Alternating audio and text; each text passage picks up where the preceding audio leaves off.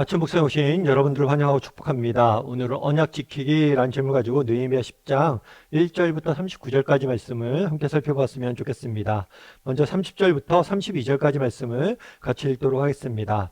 우리의 딸들을 이 땅 백성에게 주지 아니하고 우리의 아들들을 위하여 그들의 딸들을 데려오지 아니하며 혹시 이 땅의 백성이 안식일에 물품이나 온갖 곡물을 가져다가 팔려고 할지라도 우리가 안식일과 성일에는 그들에게서 사지 않겠고 일곱째 해마다 땅을 쉬게 하고 모든 빚을 탕감하리라 하였고 또 우리가 또 스스로 규례를 정하기를 해마다 각기 세겔의 3분의 1을 수납하여 하나님 전을 위하여 쓰게 하되.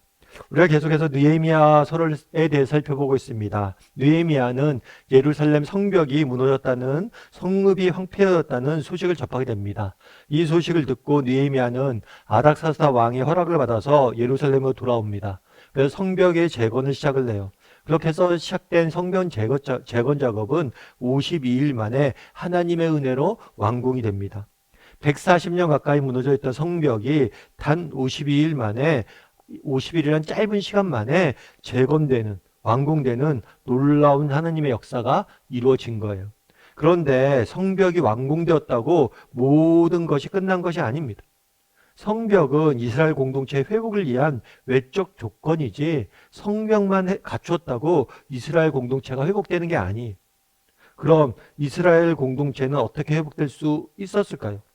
무엇보다도 말씀대로 사는 것이 필요했습니다.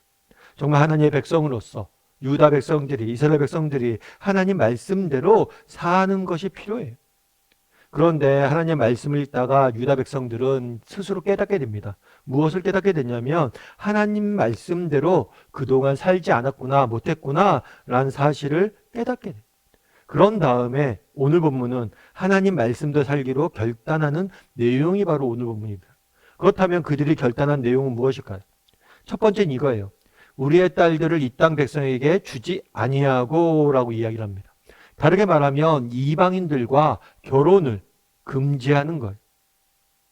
이방인들과 결혼을 금지하는 것은 단순히 누구와 어느 민족과 결혼할 거냐 이런 개인적인 문제들이 아니에요. 그럼 왜 이방인들과 결혼을 하지 않겠다 결단했을까요? 그것은 하나님의 백성으로서의 정체성과 깊은 관계가 있습니다. 당시 이스라엘 백성들은 이방인들과 결혼을 했어요. 단순히 결혼만 한 게 아니라 그들의 문화, 정말 그들의 사상, 그들의 가치관, 그들의 종교를 받아들이기 시작했어요. 그래서 이들과의 구별이 점점 없어지게 된 거예요. 따라서 우리가 이방인들과 결혼하지 않겠다는 것은 하나님의 백성으로서의 정체성을 지키고 우리가 뭘 하겠다? 구별된 삶을 살겠다라고 약속을 하는 거예요. 뿐만 아니라 이런 이야기를 합니다. 안식일과 성일에는 그들에게 사지도 않고 일곱째 해마다 땅을 쉬게 하며 모든 빚을 탕감하리라 하겠고 안식일과 안식년에 대한 규정을 지키겠다라고 이야기를 합니다. 하나님께서는 이 세상 모든 만물을 창조하셨어요. 창조하셔서 어떻게 창조하셨냐면 6일 동안 창조하시고 7일째 되는 날 쉬셨습니다. 안식하셨어요. 그런 다음에 너희도 나와 동일하게 6일 동안 일하고 7일째 되는 날은 안식을 하라고 명령을 하셨습니다.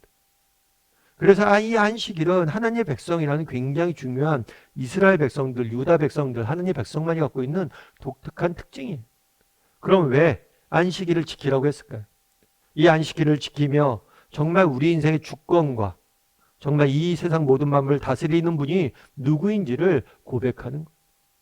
하나님께서 이 세상 모든 만물을 창조하셨고 이 세상 모든 만물을 다스리고 있음을 안식일을 쉬면서 그것들을 기억하고 하나님을 찬양하고 경배하고 하나님을 경배하면서 살아가길 원했던 거예요. 그래서 이 안식일 역시 하나님과 백성, 하나님의 백성과 이방인을 구별하는 가장 중요한 수단이었습니다.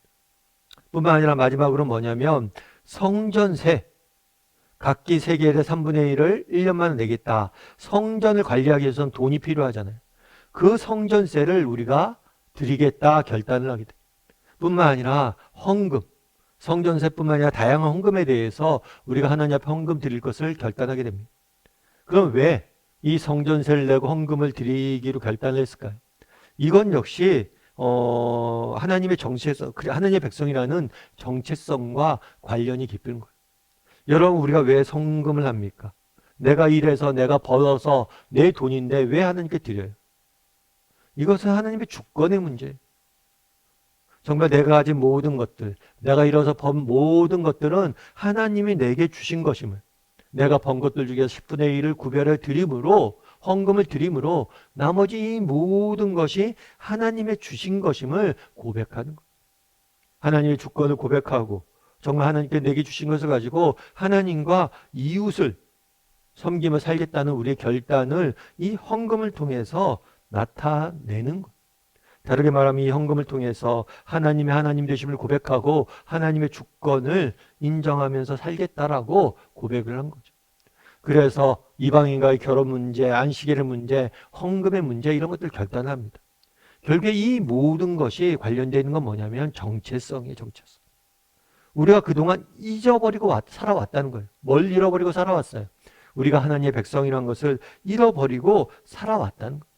그래서 우리가 하나님의 백성이라는 사실을 기억하고 백성답게 살기 위해서 결단하는 모습이 바로 뭐냐면 오늘 본문의 내용이. 우리도 마찬가지란 거죠. 여러분, 미국에 케네디 대통령이라는 분이 있어요. 케네디 가문 같은 경우는 미국에서 굉장히 유명한 정치의 가문이죠. 케네디 대통령이 미국 항공우주국인 나사를 방문했을 때의 일이, 나사를 방문해서 나사 내의 여러 가지 곳을 이렇게 돌아보잖아요. 그거는 나사를 방문해서 이렇게 돌아보는데 그곳에서 일하는 경비원을 만났어요. 경비원을 만났으니까 경비원이 하는 일이 궁금했던 것 같아요. 그래서 당신은 여기서 무엇을 합니까? 라고 물었어요. 그러면 여러분들 어떻게 대답하겠어요? 대통령이 당신은 뭐 합니까? 라고 이야기하면 제가 이 구역을 담당합니다. 이 지역을 경비합니다. 이 지역을 지킵니다. 뭐 이렇게 이야기할 수도 있겠죠. 그런데 그 사람이 뭐라고 이야기하냐면 저는 인류가 우주로 가는 것을 돕고 있습니다. 라고 이야기해요. 나는 인류가 우주로 가는 것을 돕고 있다. 그러니까 나는 단순히 경비를 하는 게 아니란 거예요. 인류를 우주에 보내는 큰 사명에 내가 복무하고 있다라고 답한 거예요. 그렇겠죠, 여러분. 정말 내가 오늘 돈 벌기 위해서 경비를 한다라고 생각하는 사람과 내가 정말 인류를 우주에 보내기 위해서 이 고귀한 일에 내가 헌신하고 있다라고 생각하는 사람과는 뭐예요? 사명감이 다를 수밖에 없고 일하는 태도가 다를 수밖에 없습니다. 결국 무엇을 얘기하는 거예요? 정체성의 문제란 거예요. 내가 어떤 정체성을 갖고 있느냐? 나는 그냥 뭐 돈 벌기 위해서 하루하루 살아가는 사람입니다. 뭐 여기서 지키는 사람입니다가 아니라 정말 나는 인류를 달에 보내기 위해서 애쓰는 노력하는 그런 사람들 중에 그런 고귀한 일을 하는 사람입니다. 라고 자기 정체성을 갖고 있는 거랑은 다르다는 거예요. 그날의 이스라엘 백성들도 마찬가지. 그날에 왜 우리가 결혼을 하지 않겠다? 왜 우리가 안식일을 지키겠다? 왜 우리가 하나님께 헌금을 드리겠다? 라고 결단합니까? 우리가 하나님의 백성임을 잊지 않겠다는 거예요. 내가 하나님의 백성으로서 백성답게 살며 하나님과 이웃을 위해 내가 살아가겠다는 것을 결단하는 거예요. 그만큼 정체성이 중요하다는 거예요. 앞서 얘기했던 것처럼 느헤미야가 예루살렘에 돌아왔습니다. 성벽을 건축을 했어요. 이것도 놀라운 일이죠. 그런데 성벽을 건축하는 게 중요한 문제가 아니에요. 성경보다 중요한 건 뭡니까? 정체성. 정말 우리가 누구인지를 우리가 잊고 살았고 그것들을 기억하고 살아가는 것이 무엇보다 중요하다는 것을 보여주는 거예요. 그럼 우리도 마찬가지겠죠. 여러분 이 땅 살면서 여러분들이 누구인지 내가 어떤 사람인지 분명한 정체성을 가지고 살아갑니까? 한번 돌아봤으면 좋겠어요. 한 조사 결과에 의하면 우리나라 사람들 중에서 분명한 정체성을 가지고 사는 사람들은 인구의 10%도 채 안 된대. 정말 10명 중에 9명은 어떤 정체성도 갖지 않고 살아가는 거예요. 정말 그 중에 10명 중에 1명만이 분명한 정체성을 갖고 산다고 그래요. 우리도 정말 분명한 정체성을 가지고 살았으면 좋겠습니다. 하나님의 백성이라는 분명한 정체성을 가지고 내가 하나님의 백성답게 어떻게 살 것인지 날마다 고민하고 살아갈 줄 아는 저나 여러분이 되기를 주님의 이름으로 소원합니다. 우리 함께 기도했으면 좋겠습니다. 기도하실 때 오늘 말씀 기억하면서 기도했으면 좋겠습니다.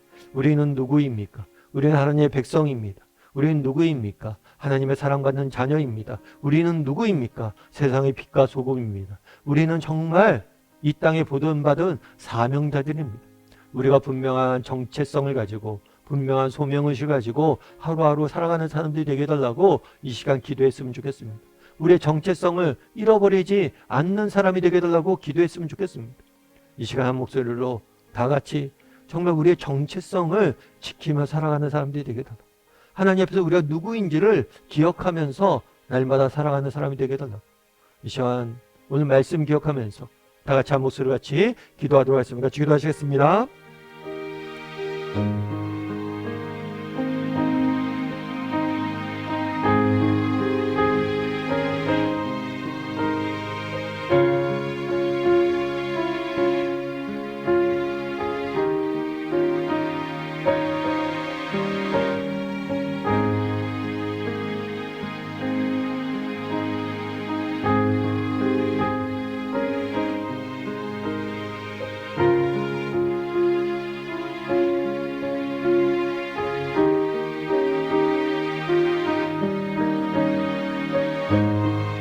사랑의 하나님 아버지, 그날의 이스라엘 백성들이 정말 이방인들과 결혼을 하지 않고 우리가 안식일을 지키며 하나님께 드려야 될 예물을 온전히 드리겠다 결단하는 모습들을 보게 됩니다.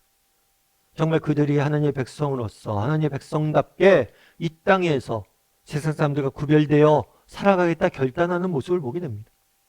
하나님, 우리도 이렇게 결단하게 도와주시옵소서.